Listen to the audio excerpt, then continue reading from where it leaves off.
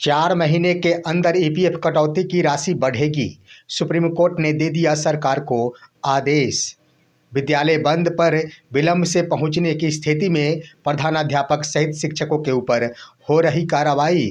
अब शिक्षकों का नहीं रहेगा कोई भी बकाया। सभी बकाया भुगतान का 1 सप्ताह के अंदर भुगतान हेतु एसीएस का निर्देश। दोस्तों नमस्कार, मैं हूं आपका दोस्त एसके चौधरी। ईपीएफ कटौती हेतु वर्तमान में जो 15,000 रुपये बेसिक पे निर्धारित है, उसके लिए सुप्रीम कोर्ट की ओर से एक बहुत बड़ा आदेश जारी हो गया है।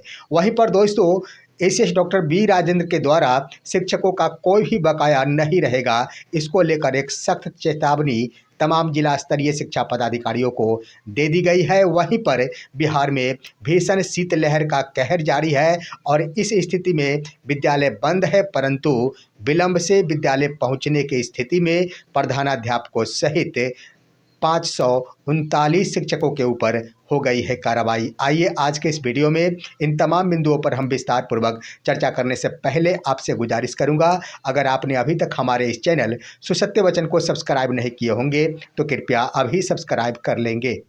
दोस्तों ईपीएफ का लाभ वर्तमान में कार्यरत बिहार के नियोजित शिक्षकों को दे हो रहा है। उनके लिए एक बड़ी खबर है कि उनके ईपीएफ कटौती हेतु जो बेसिक पे निर्धारित किया गया है उसमें इजाफा संबंधी आदेश माननीय सर्वोच्च न्यायालय के स्तर से सरकार को दे दिया गया है।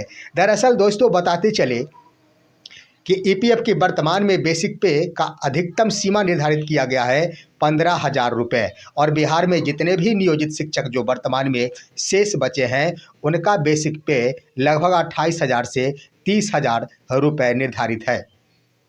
ऐसी स्थिति में उन सभी को एक बड़ा नुकसान हो रहा है। वहीं पर सिर्फ यह नियोजित शिक्षकों पर ही नहीं लागू होता, जितने भी प्राइवेट कर्मचारी या फिर अन्य कर्मी है जिन पर ईपीएफ का यह प्रावधान लागू होता है, उन सभी को भी काफ़ी नुकसान सहना पड़ रहा है, जिसको लेकर इसी में से तमाम याचिकाकर्ताओं के स्तर से उसमें एक नवीन प्रकाश याचिकाकर्ता थे जिन्होंने माननीय सर्वोच्च न्यायालय में अपील दायर की थी, यानी मुकदमा दायर किया था। इसको लेकर बीते कल ही सर्वोच्च न्यायालय के स्तर से जेके माहेश्वरी की खंडपीठ ने बड़ा आदेश सुनाया है। इसको लेकर अब सरकार को अल्टीमेटम दे दिया गया है। अपने आदेश में माननीय सर्वोच्च न्यायालय के आदेश स्तर से यह कहा गया है कि सरकार इस पर पहल करते हुए 4 महीनों के अंदर ईपीएफ हेतु जो बेसिक पे का निर्धारण किया गया है उसमें बढ़ोतरी करे। यहाँ तक जो याचिकाकर्ता थे नवीन प्रकाश, उन्होंने सरकार के ऊपर आरोप लगाते हुए कहा था कि 11 वर्षों से बेसिक पे में बढ़ोतरी नहीं हुई है। दरअसल वर्ष 2014 में यह 15,000 रुपये की सीमा का निर्धारण किया गया था। उसके बाद एक बार भी बेसिक पे में बढ़ोतरी नहीं की गई है, जिसके कारण कर्मियों को काफ़ी नुकसान सहना पड़ रहा है। इसको लेकर कह दिया जाए तो 4 महीनों के अंदर हर हाल में बेसिक पे में बढ़ोतरी होगी और इससे सबसे ज़्यादा लाभान्वित अगर कह दिया जाए बिहार के क्रम में तो वो नियोजित शिक्षक होंगे। अब आइए कि आखिर कितनी बढ़ोतरी की बातें, तो यहाँ पर अभी तक स्पष्ट तो नहीं हो पा रहा, लेकिन सरकार के स्तर से जो खबरें आ रही उसके अनुसार 15,000 से बढ़ाकर 25,000 रुपये बेसिक पे निर्धारित करने की बातें सामने आ रही है। वहाँ पर देख लिया जाए दोस्तों, यह मामला बिहार सरकार से जुड़ा हुआ नहीं है, यह मामला ईपीएफओ जुड़ा हुआ है केंद्र सरकार से। और केंद्र सरकार के द्वारा जो बेसिक पे निर्धारित होता है पूरे देश भर के राज्य में कार्यरत कर्मियों साथ ही साथ केंद्र स्तरीय कर्मियों पर लागू होता है। तो ज्यों ही केंद्र सरकार इसे बढ़ाकर 15,000 से बढ़ाकर 25,000 रुपये करती है, बिहार के नियोजित शिक्षकों के लिए भी सुनहरा अवसर मिल जाएगा।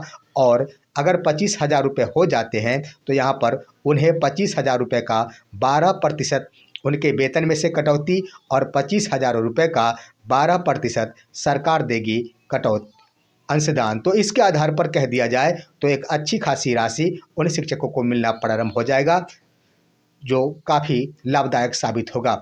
वहीं दोस्तों इन दिनों सरकार के स्तर से अपर मुख्य सचिव यानी बी राजेंद्र के द्वारा बीते कल ही समीक्षात्मक बैठक में तमाम जिला स्तरीय पदाधिकारी को कड़ा निर्देश दिया गया है। इसमें कहा गया है कि किसी भी प्रकार की समस्या शिक्षकों का खासतौर पर बकाया वेतन से संबंधित नहीं रहना चाहिए। और साथ ही साथ कोई अन्य भी समस्या है तो इसका निदान कैंप मोड में किया जाना चाहिए। कैंप लगाकर उसमें शिक्षकों की समस्याओं को जानना और उसका निदान करना जिला शिक्षा पदाधिकारी के ऊपर दायित्व सौंप दिया गया है। और सबसे बड़ी बात यह है कि किसी भी समस्या का समाधान तो कैंप मोड में करना ही है, परंतु किसी भी कारणवश दिसंबर महीने का वेतन अगर कोई भी शिक्षक का रुक गया है तो 1 सप्ताह के अंदर उसका भुगतान कर देने के लिए आदेशित कर दिया गया है। वहीं दोस्तों कैंप मोड का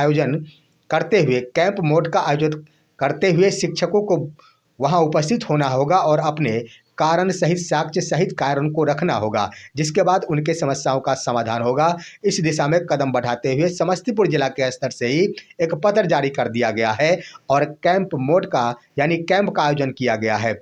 और एक ही तिथि में 15 जनवरी 2026 को तमाम समस्तीपुर जिले के चारों अनुमंडलों में कैंप का आयोजन कर दिया गया है। यानी अनुमंडल स्तर पर कैंप का आयोजित करते हुए शिक्षकों की समस्याओं का समाधान किया जा सकेगा। जो पत्र जारी किया गया है वो आप देख ही रहे होंगे। उस पत्र में स्पष्ट रूप से उल्लेख कर दिया गया है कि जो भी कैंप में आएंगे शिक्षक, बस उनकी सेवा से संबंधित मामले होनी चाहिए और बकाया से संबंधित मामले होनी चाहिए। बाद बाकी ट्रांसफ़र हो या फिर अन्य कोई मुद्दा हो, उस पर किसी भी प्रकार की टिप्पणी नहीं होनी चाहिए और कोई भी विचार नहीं किया जा सकेगा। तो इस दिशा में कह दिया जाए दोस्तों, शिक्षकों को बड़ी राहत मिल रही है। वहीं पर दोस्तों एक बात है कि इन दिनों छात्रों के लिए बिहार के विद्यालय को बंद रखा गया है, क्योंकि भीषण शीतलहर का कहर बिहार में जारी है। खबरें तो ये भी चला करती है कि जम्मू कश्मीर से ज़्यादा ठंड बिहार में है, जिसको लेकर बिहार के विद्यालयों को बंद कर दिया गया है। लेकिन इस क्रम में नवादा जिले के स्तर से एक पत्र जारी करते हुए 539 शिक्षकों के ऊपर कार्रवाई कर दी गई है। दरअसल इन शिक्षकों के ऊपर यह आरोप लगाया गया है कि आप 6 जनवरी 2026 को विलंब से विद्यालय पहुंचे थे और इसके क्रम में ई शिक्षा कोष से जो डेटा प्राप्त किए गए उस डेटा के अनुसार विलंब की स्थिति को देखते हुए आप पर यह स्पष्टीकरण हेतु पत्र प्रेषित की जा रही है और 24 घंटे के अंदर इसके संबंध में स्पष्टीकरण देना सुनिश्चित करेंगे। सवाल यहाँ पर ये उठ रहा है कि भीषण शीतलहर का कहर जारी है, यहाँ पर शिक्षकों के लिए आखिर जो निर्धारित समय है 9:30, इसमें अगर विलम्ब हो जाते तो शिक्षकों के ऊपर कार्रवाई की जा रही है। तो यहाँ पर शिक्षकों को भी अब सतर्क रहने की आवश्यकता है, क्योंकि शिक्षकों को लग रहा है कि छात्रों के लिए विद्यालय बंद है, तो इस स्थिति में अगर थोड़े से विलम्ब विद्यालय के प्रधानाध्यापक या फिर अन्य शिक्षक भी पहुंचते हैं तो कोई असर नहीं पड़ेगा। परंतु नवादा जिला ने यह स्पष्ट कर दिया कि एक तरफ बच्चों के लिए विद्यालय बंद है और उस स्थिति में अगर शिक्षक विलम्ब से विद्यालय पहुंचते हैं तो कार्रवाई का दंश उन्हें झेलना पड़ेगा। तो इस तरह से शिक्षकों को सावधान हो जाने की ज़रूरत है। बच्चों के लिए भले ही विद्यालय बंद हो, लेकिन ससमय शिक्षकों की उपस्थिति विद्यालय में हो जानी चाहिए। वहीं पर दोस्तों इन दिनों एक मामला बड़ा तूल पकड़ चुका है, क्योंकि मध्याह्न भोजन निदेशक के द्वारा जो एक पत्र जारी किया गया वह पत्र है अंडा एवं फल के मूल्य के संबंध में। और यह कह दिया गया है कि जनवरी एवं फरवरी महीने में जो भी मौसमी फल या अंडा बच्चों के बीच वितरण किया जा सकेगा उसकी राशि 6 रुपये है, जिसको लेकर प्रधानाध्यापकों के स्तर से रोष व्यक्त किया गया है कि एक तो इस शीतलहर में, शीत के मौसम में अंडा का कीमत वैसे भी बढ़ जाता है। जहां पर देख लिया जाए इस शीत के मौसम में 8 से लेकर 10-10 रुपये तक खुले रूप में बिक रहे हैं अंडा। तो ऐसी स्थिति में 6 रुपये में अंडा या फल की कीमत का निर्धारण होना कहीं से औचित्य नहीं बनता है, जिसके लिए एक बार फिर से निदेशक को लिखे पत्र में प्रधानाध्यापकों के स्तर से आग्रह किया गया है कि इसकी कीमत में वृद्धि की जानी चाहिए। वैसे भी इसकी ज़रूरत ज़्यादा है। फिलहाल आज की खबर यहीं तक। आप सभी हमारे इस वीडियो को लाइक कीजिए, अन्य दोस्तों के पास शेयर कीजिए और अब दीजिए अपने दोस्त को इजाज़त। हम फिर मिलेंगे आपसे अगले वीडियो में, तब तक के लिए नमस्कार।